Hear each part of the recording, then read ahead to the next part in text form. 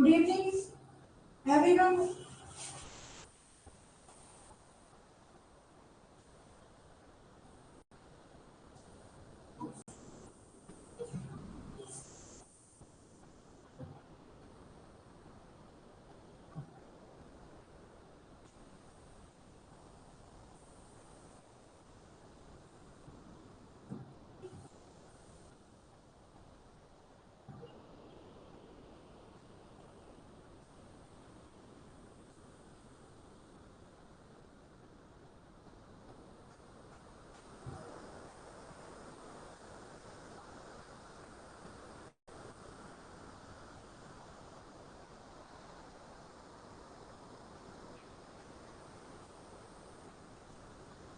Haji, good evening.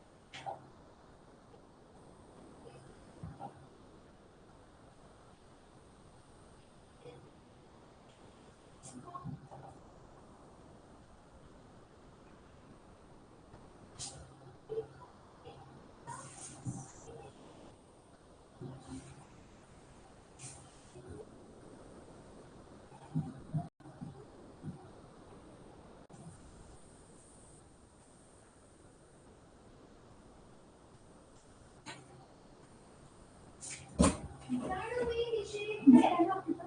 प्राण में निषेध है। किस किसका निषेध है? अपने प्राण को देखिए। कर्षणा, पायस, दही, दूध, कष्ट, इन सबका क्या है निषेध? नहीं खाते हैं ब्लड के लोग। क्या हो गया? इसमें बस कहना शेयर है। ये इंपॉर्टेंट है। खाना खाते प्रतिदिन 2 बार 10 दिन तक का निर्देश है। प्राणायाम में प्रतिदिन 2 बार 10 दिन तक का निर्देश है। ठीक है, आगे चलते हैं। गणित का विहार।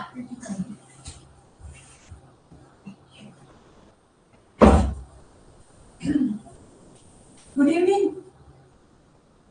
Good evening, KG.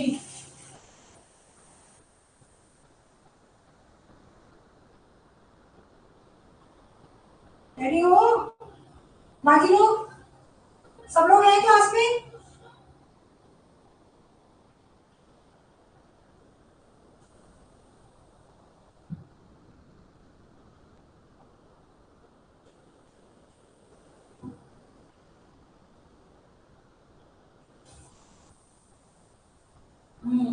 चलिए हम क्लास स्टार्ट करें आज की।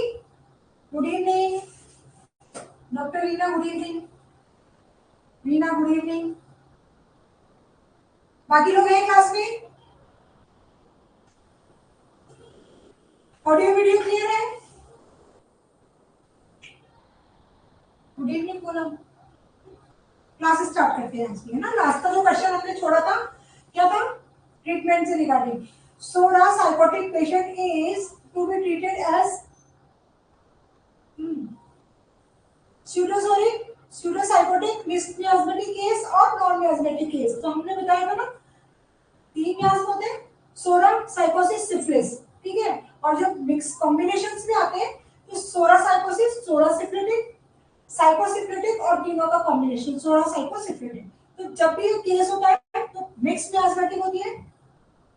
सोरा sycotic is the mixed miasmatic case. 2 miasm एक दूसरे के साथ आए हैं। ठीक है, नेक्स्ट क्वेश्चन। Modus operandi कौन से एफोरिज्म में दे रखा है? हाँ, modus operandi of homeopathic medicine is explained in the organ of medicine. Aphorism number 26, 25, 40 और 29। 25, 26, 26 क्या है? Nature's law of pure. ठीक है, नेचर्स लॉ ऑफ क्योर। और उसी एफोरिज्म के बाद 26 के बाद 27 और 28, उसके बाद आता है 29 एफोरिज्म में बताया है आपको मोडस ऑपरेंडी, होम्योपैथिक मेडिसिन किस तरीके से काम करती है, मोडस ऑपरेंडी, ठीक है। 26, 27, 28 nature's law of cure with their examples, और 29 के अंदर हमें क्या बता रखा है, मोडस ऑपरेंडी। क्लियर, इसको याद कर लो, ये बार-बार क्वेश्चन पूछते हैं। Modus operandi organ of medicine की किस एफोरिज्म में एक्सप्लेन किया गया।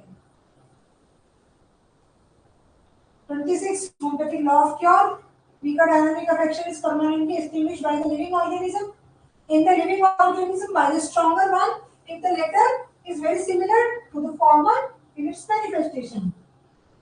जबकि ब्रैकेट में क्या लिखा है, ये बहुत इंपॉर्टेंट चीज है, इट्स डिफरेंट इन काइंड, ठीक है। 25 में मेरिट्स ऑफ होम्योपैथी,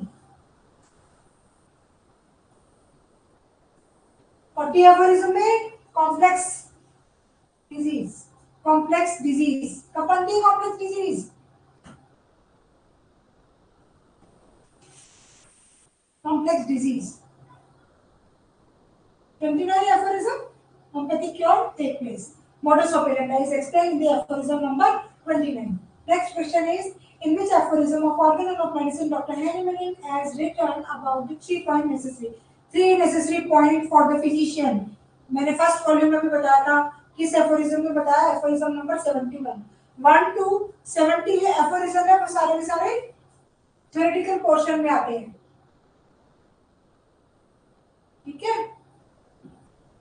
देखिए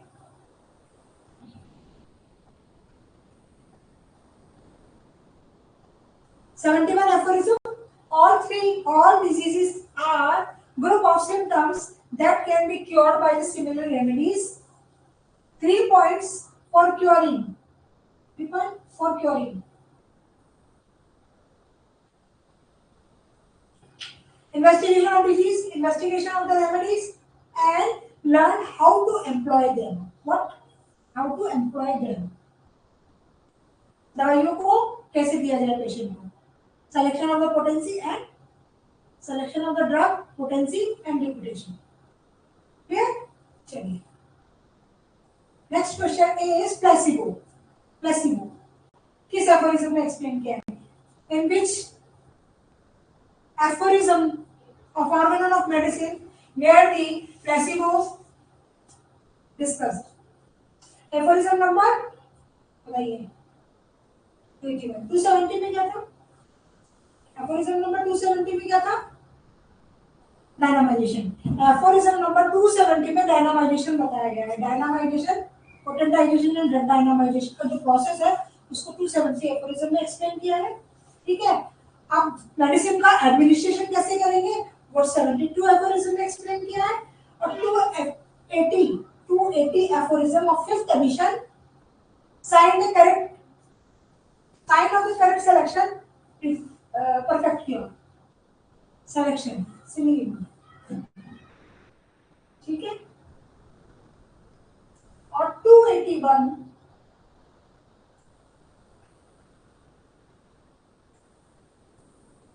इसमें बताया है हमें प्लेसिबो के बारे में। प्लेसिबो देखो क्या लिखा हुआ है, प्लेसिबो कहाँ यूज किया होगा, आप लोगों को पता है ना प्लेसिबो क्या है, प्लेसिबो क्या है,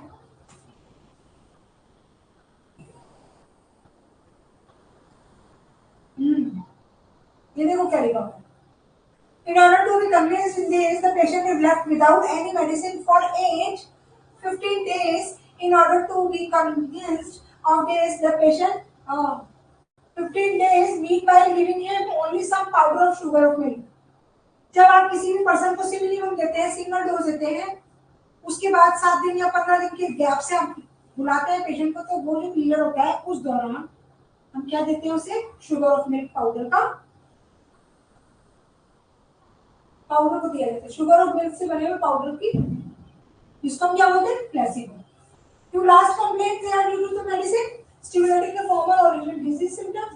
These complaints will disappear few days or hours during these days without medicine while continuing good hygiene. Regulation, nothing more. The original disease seen is probably cured. ठीक है? तो यहाँ इन्होंने प्लेसिबो को कहाँ एक्सप्लेन किया है? Aphorism number 281. क्या रहेगा? 281. 270 में क्या होता है? ड्रग डायनामाइजेशन, ठीक है? और 272 में क्या होता है? एडमिनिस्ट्रेशन. 272 में क्या होता है? एडमिनिस्ट्रेशन. 280 में क्या होता है हमें? Correct selection of medicine, correct selection of similar, perfect cure, for perfect cure. ठीक है? तो इसका क्वेश्चन क्या रहा? इस क्वेश्चन का आंसर क्या रहा? Aphorism number 281 D. Next question. Law of simplex means similar medicine, single medicine, simple medicine, single medicine in simple form. Law of simplex. Single medicine in simple form. Simple form. Without any combination. Single medicine at a time in the form of simplicity. Okay? So answer is D. So next question. चले आगे चले. Half homeopathic remedy, half homeopathic remedies, half drug homeopathic medicine, half. देखो question देखिए, आप question समझिए. Half homeopathic remedy क्या होती है? जो होम्योपैथिक यानी कि पार्शियल होम्योपैथिक रेमेडी, ओपेनेशन के लिए काम आती है. Half homeopathic remedy, half gram of homeopathic medicine, half pound of homeopathic medicine, appearance of homeopathic but selection and application is unhomeopathically and allopathic drug. तो इसका आंसर इन्होंने दे रखा है सी. क्यों दे रखा है? ये देखो 149 फुट नोट, एफोरिज्म नंबर 149. यहाँ पर क्या डिस्कस किया हुआ है? मॉन्ड्रेल सेट. ठीक है? उसके फुट नोट में बताया है, क्या बताया? मॉन्ड्रेल सेट. उसमें एक चीज बताई है, half homeopathic remedy. Half homeopathic remedy, they are known from the frequent practice how to make up the inefficiency of scarcely half homeopathic remedy by the employment of homeopathic. Homeopathic mean allopathic.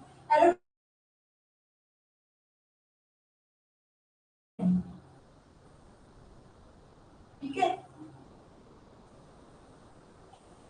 जो medicine homeopathic laws और principles को follow नहीं करते हुए prescribe की जा रही है आदि नॉलेज के बेस पे, ठीक है, वो half homeopathic remedy. Appearance homeopathic, लगता है कि हम मेडिसिन दे रहे हैं होम्योपैथी की, लेकिन वो जो मेडिसिन का सिलेक्शन है या उसका एप्लीकेशन हो रहा है वो होम्योपैथिक प्रिंसिपल्स को फॉलो करते हुए नहीं हो रहा है, फंडामेंटल्स को फॉलो नहीं कर रही है, वो इंडिविजुअलाइजेशन के बेस पे नहीं हो रहा है. वहां पर कोई single simple loss, single simple और मिनिमम डोज का कोई क्राइटेरिया यहाँ पर फॉलो नहीं किया जा रहा है. अब हाफ होम्योपैथिक रेमेडी का मतलब हो गया अपीयरेंस में होम्योपैथिक है, लेकिन उसका एप्लीकेशन और उसका जो सिलेक्शन है वो होम्योपैथिक प्रिंसिपल्स के अकॉर्डिंग है. तो इसका आंसर है सी. क्लियर है? आगे चले. क्लियर है? सेकंड प्रिस्क्रिप्शन का criteria which is not the criteria of second prescription. Second prescription क्या होता है? क्वेश्चन क्या आपको बोल रहा है? सेकंड प्रिस्क्रिप्शन का क्राइटेरिया क्या नहीं है, which is not the criteria of second prescription. पहला, after the first prescription that has acted, क्या होता है? सेकंड प्रिस्क्रिप्शन कब होता है? जब फर्स्ट प्रिस्क्रिप्शन काम कर चुका होता है. After the first prescription that has acted, second prescription. The first prescription always right. हमेशा जो भी पहला प्रिस्क्रिप्शन है वो सही होता है, उसमें से मिनिमम दिया जाता है. ये जरूरी है, ये जरूरी है. जब आप टाइप ऑफ सेकंड प्रिस्क्रिप्शन पढ़ोगे तो आप देखोगे कि हमें मेडिसिन को एंटीडोट भी करनी पड़ती है. कब करते हैं? जब आप रॉन्ग सिलेक्शन करते हैं. तो ये लाइन में करेक्ट नहीं है. तीसरा है, the first prescription may be right और रॉन्ग. राइट भी हो सकता है, रॉन्ग भी हो सकता है. ठीक है? The sufficient time has been passed after the first and produced some changes in the patient. जब कोई पेशेंट को मेडिसिन देते हैं, मेडिसिन देने के बाद शुरुआत में एम्यूलेशन होता है, लेकिन कुछ टाइम निकलने के बाद एम्यूलेशन होना, आराम आना बंद हो जाता है ना।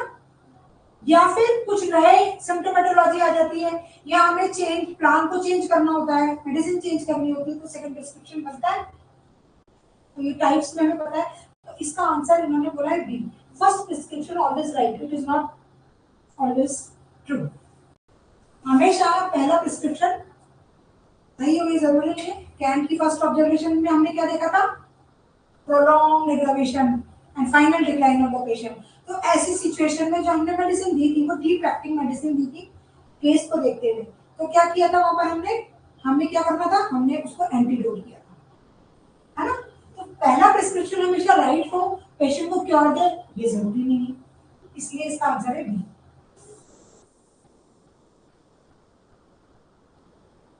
ठीक है, which is not criteria of second prescription। तो second prescription के criteria क्या होते हैं, जब पहला प्रिस्क्रिप्शन सही हो तो हम सेकंड और कंप्लीट अपना काम कर चुका होता है। The first prescription that has acted, ये क्राइटेरिया है सेकंड प्रिस्क्रिप्शन का। दूसरा क्राइटेरिया क्या होता है, मेडिसिन अपना काम कर चुकी है, एग्जॉस्ट हो चुकी है, और अब स्टैंड स्टिल केस आ जाता है, तो हमें सेकंड प्रिस्क्रिप्शन बनाना होता है। टाइप्स पढ़े ना आपने सेकंड प्रिस्क्रिप्शन, ठीक है।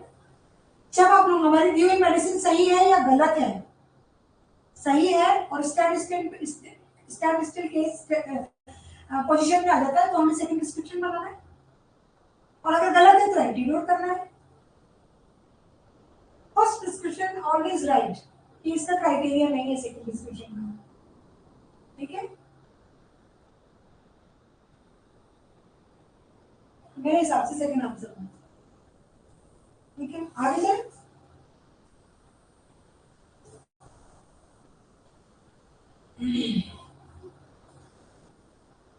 which is not the characteristic symptoms, again ये repeat हो रहा है क्वेश्चन। ये देखो characteristic symptoms, keynote symptoms, negative general symptoms, determinative symptoms, basic symptoms। which is not characteristic symptom, जो नहीं है। keynote symptom characteristic symptom होते हैं, ये मेडिसिन सिलेक्शन में हेल्प करते हैं। नेगेटिव जनरल सिम्टम्स हेल्प करते हैं, डिटर्मिनेटिव सिम्टम्स बिल्कुल हेल्प करते हैं सिमिलिमम की सिलेक्शन में, और बेसिक सिम्टम्स क्या होते हैं जो डिजीज के डायग्नोसिस में हेल्प करते हैं, वो मेडिसिन की सिलेक्शन में हेल्प नहीं करते, इसलिए कैरेक्टरिस्टिक सिम्टम्स की सीरीज में नहीं आता है। तो इसका आंसर हो गया डी। क्लियर है, आगे चले, आप लोग सब क्लास में हैं, आगे चले। जल्दी जल्दी जवाब दीजिए, नहीं तो मैं क्वेश्चन पूछना चालू करती हूँ आप लोगों से।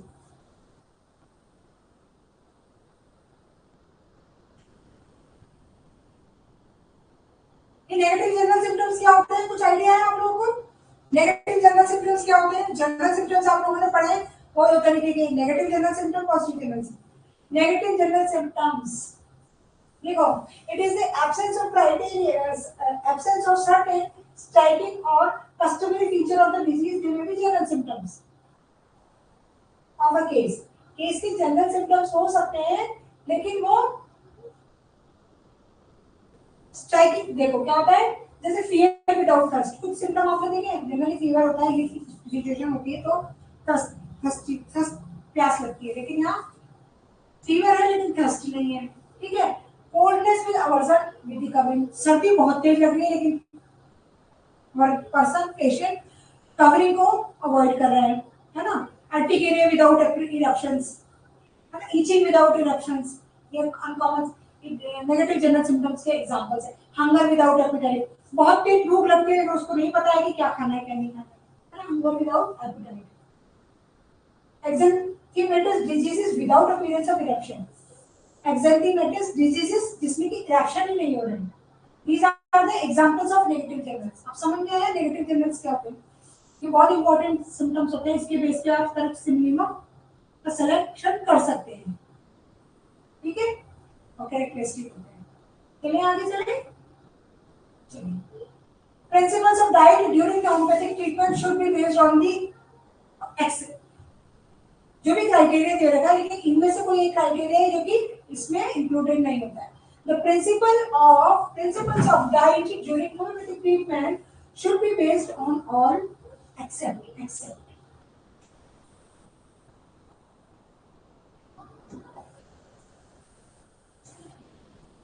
Considering the minuteness of doses, everything must be removed from the diet and regimen. सही है ना? जब आप किसी को मेडिसिन देते हैं, क्योंकि हमारी मेडिसिन बहुत कम अमाउंट की होती है, तो हम क्या करते हैं, डाइट में से जो भी मेडिसिनल सब्सटेंसेस होते हैं ना, उसको रिमूव कर देते हैं. ये करेक्ट आंसर है. Suitable nutritious unmedicinal food to be taken, वो फूड जिसमें कि मेडिसिनल प्रॉपर्टीज नहीं होती है, वो पेशेंट को एडवाइस करते हैं खाने के लिए. प्रूविंग के दौरान भी यही कहते हैं. In all acute diet should as per patients desire. The desire of the patient affected by any diseases with regard to food and drink certain give palliative care. Huh? Desire of the patient affected by any diseases with regard of food, drink certainly give palliative care. देखो उसका explanation क्या किया है इन्होंने, क्या दिया है.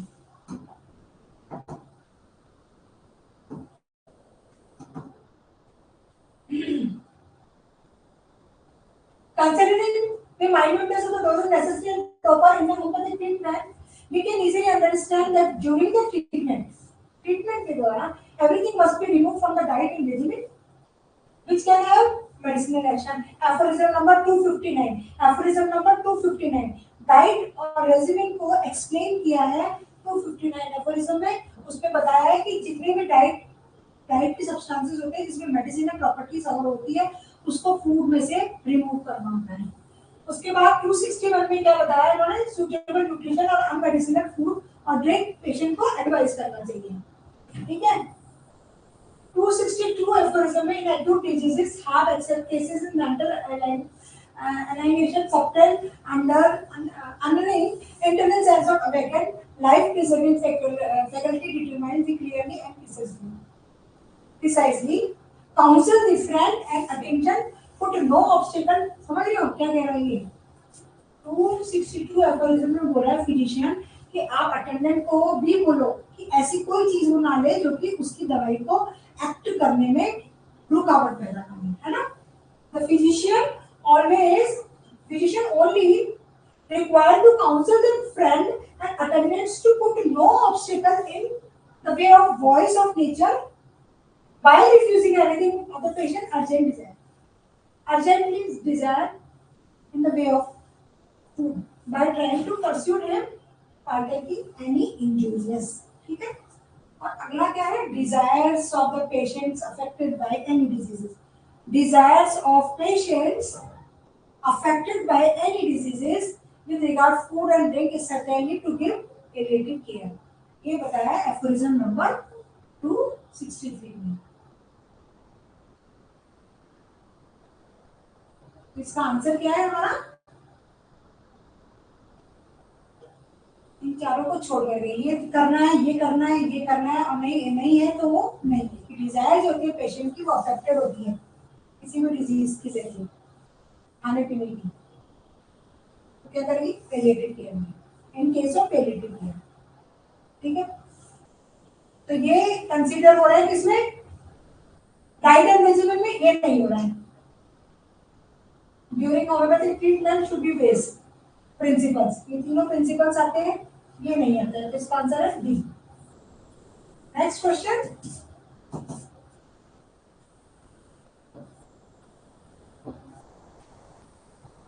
Which is right.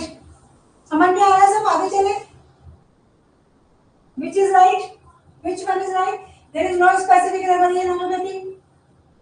There is specific remedy to the disease in homeopathy. Specific remedy to the disease in homeopathy. Specific remedy to the case of the disease in homeopathy. Which one is right? There is a specific remedy to a person in homeopathy. Aphorism number 147 में specific remedy को highlight किया है. 147 में देखो क्या लिखा हुआ है. 147 में क्या लिखा हुआ है, हम फिर इसका आंसर पे आते हैं. Of all the medicines that one whose symptoms bear the greatest resemblance to the totality. ठीक है? Those which characterize and particular natural diseases ought to be most appropriate and certain homeopathic remedy that can be employed. Specific remedy in the case of disease. Specific remedy को उन्होंने explain किया है कि homeopathy में specific remedy क्या होती है. वो रेमेडी जो कि होम्योपैथिक रेमेडी होती है नेचुरल डिजीज उसकी कैरेक्टरिस्टिक और पर्टिकुलर्स नेचुरल डिजीज के से रिजेंबल होते हैं. Totality of those which characteristic any particulars natural diseases ought to be most appropriate and certain homeopathic remedy. तो उसको आपने क्या बोला? स्पेसिफिक रेमेडी बोला. It is not uncommon. It is not an uncommon thing in this advanced day of science to read specific remedy. Old school distinctly affirmed that there are only 3 or 4 species. Every offshoot who starts something from himself has to greatest extent idea specific to him. Okay? One of the first things, the physician seems inclined to do the commonest advertising specifics of the headache or diarrhea. हमें जो specific remedy particular ये दवाई headache के लिए है, ये दवाई diarrhoea के लिए है ना. All the together opposed to homeopathy, जो होम्योपैथी के रूल्स के अकॉर्डिंग नहीं होती है ना. ये स्पेसिफिक रेमेडीज होती है. लेकिन हमारी होम्योपैथी में किसी भी डिजीज के लिए कोई होम्योपैथिक रेमेडी नहीं होती है. There is no specific remedy in homeopathy. ये किस चीज के लिए बोल रहा है? Specific remedy for particular diseases. ये फीवर की दवाई है, ये पेट दर्द की दवाई है, ये दस्त डायरिया की दवाई है, ये हेडेक के लिए दवाई है. तो इसका आंसर है there is no specific remedy in homeopathy. Specific remedy क्या होती है? वो होम्योपैथिक रेमेडी होती है जो पर्टिकुलर स्पेसिफाई होती है केस के लिए, जब उसके सिम्टम्स डिजीज या सिकनेस से रिजेंबल करते हैं. Otherwise there is no specific remedy for the in the homeopathy. ठीक है, चलिए आगे चलें. There is a specific remedy for disease in homeopathy false. ठीक है, चलो next question is what is not character of typical intermittent disease.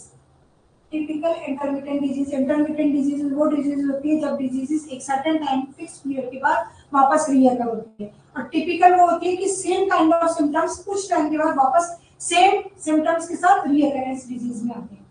तो a morbid state of unvarying character, morbid state written at a tolerably fixed period, pattern is typically found in febrile intermittent disease only. In between two outbreaks, the patient appear to be good. What is not characteristic character? Not character, जो character नहीं है. दो outbreaks के बीच में patient क्या रहता है? Good health survive करता है. Morbid state of unwearying character, intermittent disease में क्या होता है? अनवेयरिंग मतलब फिक्स्ड कैरेक्टर के सिम्टम्स जो होते हैं रीअकर होते हैं.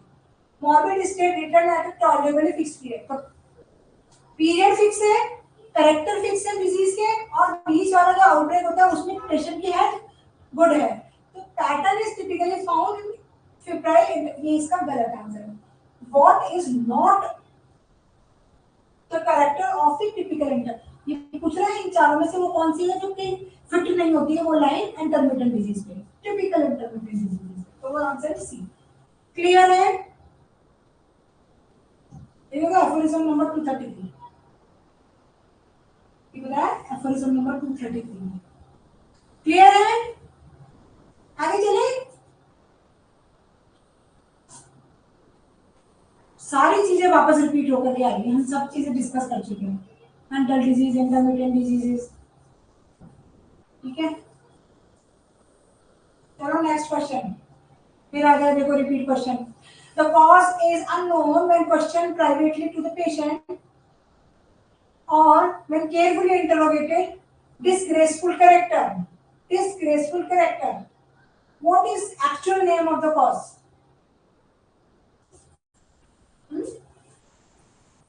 The cause is unknown. किसी भी बीमारी का कॉज जो है अननोन है, when question privately to the patient और व्हेन केयरफुली इंटरोगेटेड। जब हम किसी भी पेशेंट से इंटरोगेशन करते हैं ड्यूरिंग केस टेकिंग, तो कोई भी सिम्टम्स, कोई भी कॉज निकल के नहीं आ रहा। The cause unknown when question privately और व्हेन केयरफुली इंटरोगेटेड। तो disgraceful character, what is the actual name of the cause? इस कॉज को हम क्या बोलेंगे? क्या वो एक्साइटिंग कॉज होगा, क्या वो मेंटेनिंग कॉज होगा, क्या वो फंडामेंटल कॉज होगा, या ऑब्लिवियस कॉज होगा? एक्साइटिंग मेंटेनिंग कॉजेस हमें पता है कॉजेस होते हैं, कॉज ऑकेशनलिस हमें पता होता है कि ये जो डिजीज पर्सन में आ रही है उसका एक्साइटिंग कॉज या मेंटेनिंग कॉज क्या है, या फंडामेंटल कॉज क्या है। लेकिन यहाँ पर तो क्या है, कॉज ही पता नहीं है, अननोन कॉज है। इसका आंसर है C, oblivious cause. Clear?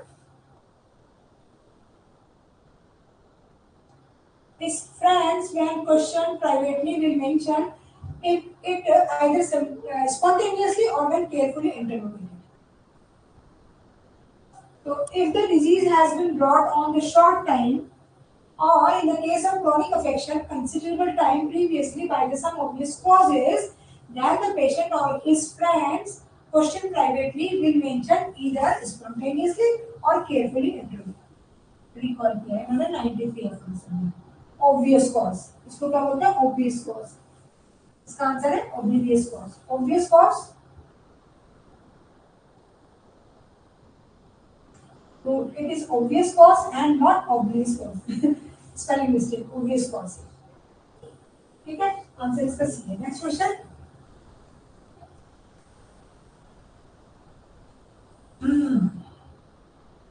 Which is not character of typical intermittent disease? फिर से intermittent disease अगर typical intermittent diseases का क्या character नहीं है? It is of the nature of the chronic disease, बिल्कुल chronic disease का part है। It is composed of single acute paroxysm, single acute paroxysm. It is, doubt है? It occur when none are epidemic. Intermittent diseases epidemic form में आती है। It occur when none are, कोई भी epidemic नहीं होता है, कोई भी केस जो एपिडेमिक नहीं होता है। इंटरमिटेंट फीवर में मलेरिया लाइन जैसे सिम्टम्स आते हैं, तो क्या ये इंटरमिटेंट डिजीज अकर होती है? Patient who are suffering from developed psora they are affected and show their immediate peculiarity, which is not the character of typical intermittent disease, that is composed of single acute paroxysm. acute single paroxysm नहीं होता है ना? Intermittent disease में except of symptoms after a set fix period वो वापस return हो गया है। ठीक है, इसका आंसर है B. Typical intermittent disease one which morbid state reoccur without varying character almost fixed period. The patient possessing apparently good health during the interval between the paroxysm of morbidity. तो single paroxysm नहीं आता है, multiple paroxysm आते हैं, और दो paroxysm के बीच में फिक्स पीरियड कुछ टाइम होता है, उसमें पेशेंट गुड हेल्थ अपीरेंटली गुड होता है। ठीक है, इसका आंसर क्या हुआ? It is composed of single acute paroxysm। ये इसका कैरेक्टर नहीं है, which is not the characteristic of intermittent disease. Next question. Palliation is done by the homeopathic medicine. Palliation कहाँ किया जाता है? क्या होम्योपैथी में पैलिएशन होता है? जल्दी बताओ। Palliative treatment is acceptable in homeopathic? Yes or no? Palliative treatment allowed है तो कौन से केसेस में है? आप लोगों को पता है?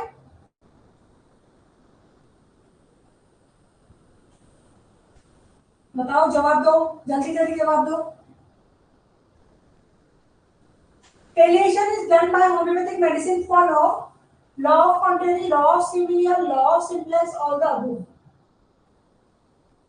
पैलिएशन किया जाता है ना? पैलिएशन अलाउड है जहां पर परमानेंट क्योर नहीं होती है। ड्राउनिंग के केस में पैलिएशन भी होता है।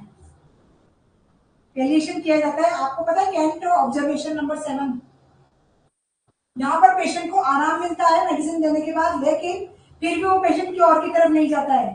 डेवलपमेंटल डिफेक्ट होता है उसमें। अगर किसी पेशेंट को एक ही किडनी है तो उसके सिम्टम्स आएंगे तो हम सिम्टोमेटिकली उसको रिलीफ देंगे। टेम्परेरी रिलीफ देंगे लेकिन परमानेंट क्योर नहीं देंगे। तो पेलिएशन क्या होता है? Temporary relief of the patient. ठीक है, तो जो हम टेम्परेरी रिलीफ भी दे रहे थे वो सिमिलिया के अकॉर्डिंग तो देंगे, law of similia, let like be treated by like. Answer is law of similia. Palliation is done in homeopathic medicine, law of similia. हम पेलिएशन करते हैं लेकिन सेलेक्टिव केसेस पे करते हैं, जहां पर हम पेशेंट को क्या नहीं दे सकते, क्योर नहीं दे सकते, आइडियल क्योर प्रोवाइड नहीं कर सकते। जहां पर हमें एक्सीडेंटल केसेस, जहां पर सिम्टम हम कलेक्ट नहीं कर पाते, वहां पर हम पेलिएटिव ट्रीटमेंट और सपोर्टिव ट्रीटमेंट देते हैं। बिल्कुल सही। Naresh Rajoliya, emergency cases. ठीक है, चलिए। तो पेलिएशन में जो आप सिमिनिमम दे रहे हो वो पार्शियल सिमिनिमम होता है और वो लॉ ऑफ सिमिलिया को ही फॉलो करता है। Next question, acute idiosyncrasy due to acute miasm, chronic miasm, telluric miasm, metabolic causes. Acute miasm और chronic miasm दो पढ़े हैं हमने। Acute diseases are due to acute miasm, chronic diseases are due to chronic miasm. Acute idiosyncrasy acute miasm की वजह से होती है, chronic idiosyncrasy chronic miasm की वजह से होती है। ये जो कैंट लेक्चर है ना, उसमें डॉक्टर कैंट ने, जेटी कैंट ने अपने बुक जो फिलोसफी की बुक है उसमें एक्सप्लेन किया है। Acute idiosyncrasies because of acute miasm, chronic idiosyncrasies because of chronic miasm. Clear? Next question. Take minimum symptoms of maximum importance is said. Take minimum symptoms of maximum importance is said. Minimum symptoms हम लेते हैं जिसकी importance सबसे ज्यादा होती है। कम से कम symptom लो लेकिन इंपॉर्टेंट सिम्टम्स लो। किसने बोला? स्मिथ ने बोला, स्टैफ ने बोला, बियर ने बोला और ग्रॉस ने बोला। बियर ने बोला। Doctor Bier has very well said, take the minimum symptoms of the maximum important. वो मिनिमम को कम से कम सिम्टम लो। अब करते हैं ये काम। केस टेकिंग में हमने क्या किया? बहुत सारे सिम्टम्स का कलेक्शन किया। फिर हम क्या करते हैं? एनालिसिस करते हैं। मोस्ट इंपॉर्टेंट सिम्टम्स को हम कॉमन सिम्टम्स से हम डिस्टिंग्विश करते हैं, अलग अलग करते हैं। ठीक है, और बाद में हम क्या करते हैं? इवेल्युएशन करते हैं। इवेल्युएशन करते हैं मोस्ट इंपॉर्टेंट, फिर उससे कम वाले, फिर उससे कम वाले, फिर least important, mental to physical तक जाते हैं। हम इसी तरीके से इवेल्युएशन ऑफ द सिम्टम्स करते हैं। ठीक है, तो इन्होंने बोला है कि मिनिमम सिम्टम हो और मैक्सिमम इंपॉर्टेंस उसकी हो। किसने बोला था? डॉक्टर बियर ने। ठीक है, इसका आंसर है सी। याद कर लेना इसको, ये शायद अभी तक रिपीट नहीं हुआ है ये नाम, है ना। तो बियर ने बोला था कि मिनिमम सिम्टम्स लेंगे जिनकी इंपॉर्टेंस बहुत ज्यादा होती है, maximum importance. Next question, happy go lucky. Happy go lucky is written in the organ of medicine aphorism number. Happy go lucky, ये वर्ड आप इस एफोरिज्म में कहीं ना कहीं पढ़ोगे। ये लिखा हुआ है एफोरिज्म नंबर 51 में। हैप्पी गो लकी वर्ड लिखा हुआ है, एज इट इज लिखा हुआ है, अंडरलाइन भी किया हुआ है बीके सरकार ने। ठीक है, कौन सा aphorism number? 51। Aphorism number 51।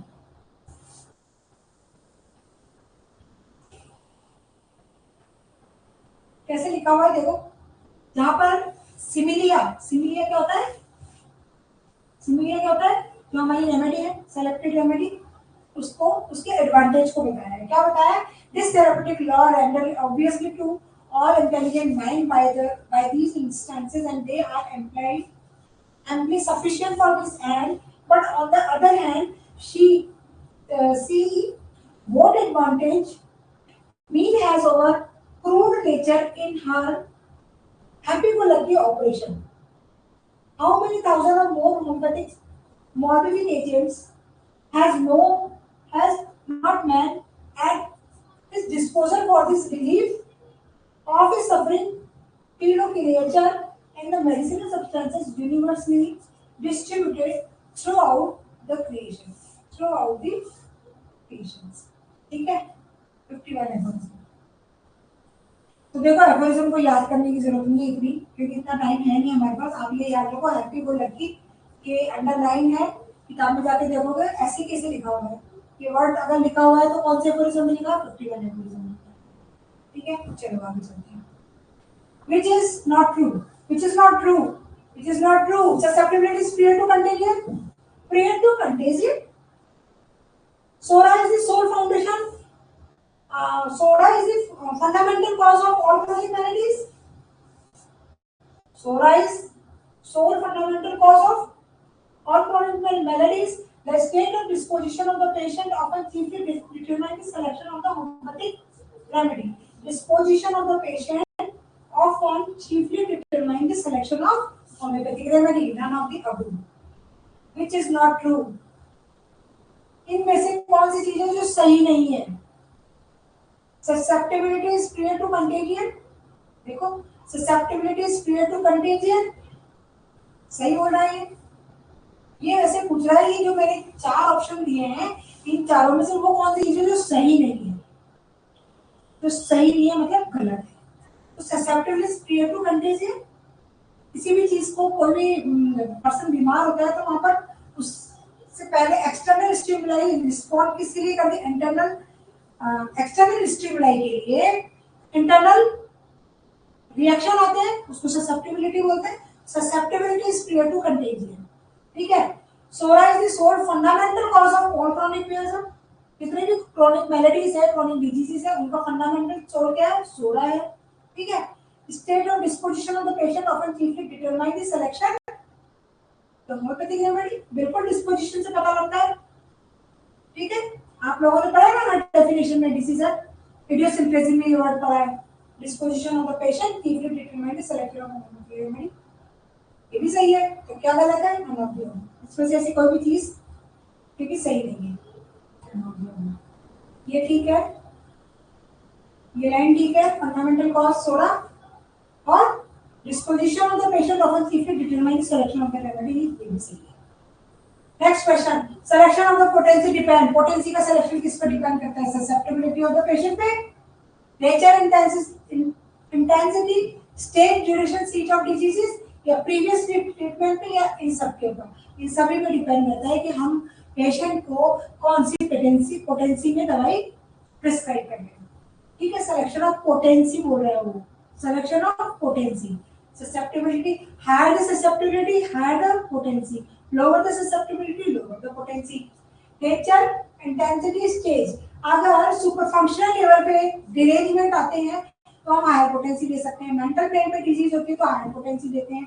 Organic level पे disease, seat of action, stage और seat of disease. Organic level पे तो हमें लो पोटेंसी देनी होती है। ठीक है, तो पोटेंसी का सिलेक्शन यहाँ पे डिपेंड कर रहा है।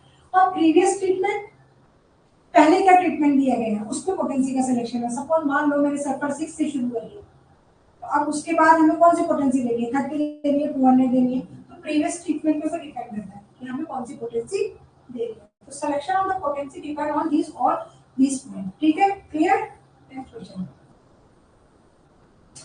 Qualification necessary for comprehending images of a disease is described organelle।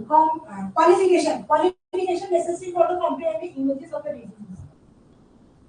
aphorism number 3, 3, 4, 83 और aphorism number 3 में क्या दे रखा है? knowledge। 4 में क्या दे रखा है? preserver of health। 83 में क्या दे रखा है? case taking, starting, है ना?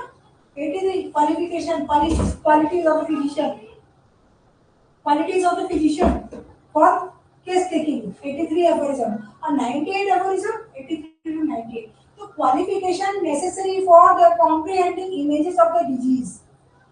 डिजीज की इमेज बना रहे हैं हम, है ना? डिस्क्राइबिंग द ऑर्गन के सारे एफोरिज्म आएंगे 83 से लेकर 98, 83, 98। ठीक है, especially chronic ones, investigation of the true complete picture, peculiarity, demand, circumstances, check, knowledge होगी। ठीक है, तो इसका आंसर हो गया, इसका आंसर हो गया डी। ठीक है, चलिए लास्ट क्वेश्चन और कर लेते हैं।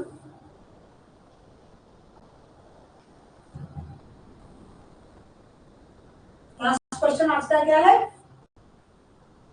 Veratrum cuprum alternative week about the prevention Asiatic cholera, ये किसने दिया था? ये दिया था हैनीमैन ने। ये लास्ट क्वेश्चन है आज का, थ्योरेटिकल पार्ट है। वेरेट्रम और क्यूप्रम जब एसेप्टिक कोलेरा फैला था, ठीक है, उस दौरान हैनीमैन ने एसेप्टिक कोलेरा जब एपिडेमिक फॉर्म में फैला था उनके टाइम में, तो उन्होंने क्यूप्रम और वेरेट्रम एल्बम, क्यूप्रम 30 और वेरेट्रम एल्बम प्रिवेंटिव मेडिसिन के लिए यूज की थी अल्टरनेटिवली। एक्सपेरिमेंट किया था, उसको उन्होंने पब्लिश भी किया था, पेपर पब्लिश भी किया था। तो veratrum and cuprum alternatively week about for the prevention of Asiatic cholera, it was recommended by doctor Hahnemann.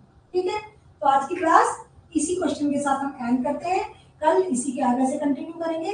कोई प्रॉब्लम हो, कोई क्वेरी हो तो आप पूछ सकते हैं, ठीक है, व्हाट्सएप पे या जो भी आपका यहाँ पे चैटिंग होगी उसमें आप पहले डाल दिया करिए, ताकि मैं बीच में क्वेश्चनिंग करते करते उनको एक्सप्लेन, ठीक है। तो thank you so much and good evening to all and all the best for the next class and preparation. Okay, good bye.